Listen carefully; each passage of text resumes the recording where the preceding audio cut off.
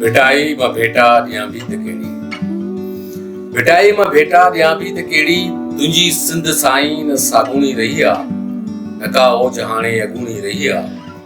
सदई लाड़ बि त समूरी लुछे थी, ऐं अॼोके नस्ल खां इहो ई पुछे थी।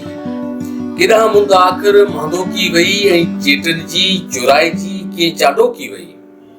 ठटो बि त हाणे अधूरो लॻे थो, न सरमत खे कोई अभेचन सॾे थो, न तमाची जा मकड़ा, न नूरे जा तजला, न कीझर खे कोई दोरो चवे थो। न रेड़े में सागी नाहिन नीरगियूं, न की हेल मांधर में मौजू वगियूं, अखियूं दूर ताईं निहारे थकियूं। गजण भी रखां रूपा पाड़ी ताईं, गजण भी रखां रूपा माड़ी ताईं, न बागल सी बचे न दोदल सो ॾिसजे। ऐं काछे में बि बिल्कुलु साॻी कार आहे, ऐं काछे में बि बिल्कुलु साॻी कार आहे। अठीलो रहियो कोन हालार आहे, ऐं ख़ामोश खीर थर जो और बकरार आहे।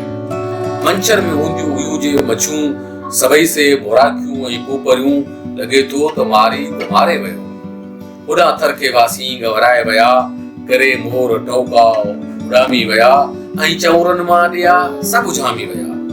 अॻियां अमरकोट खां न मारवी मुटी आ, अॻियां अमरकोट खां न मारवी मुटी आ, न कारूं झर जे कोलियनि काई जंग जुटी आ। भिटूं भालवाजूं उसेड़े में आहिनि, त कॾहिं था ककर के फुड़ियूं बि वसाइनि। माण्हुनि जी हालत आहे मुअन जहिड़ी, भिटाई मां भेटा ॾियां बि त कहिड़ी, भिटाई मां